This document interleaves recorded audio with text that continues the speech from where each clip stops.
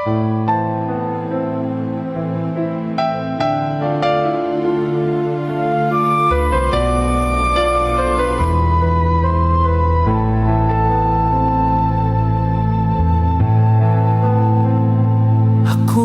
umasa dahil mahal ka.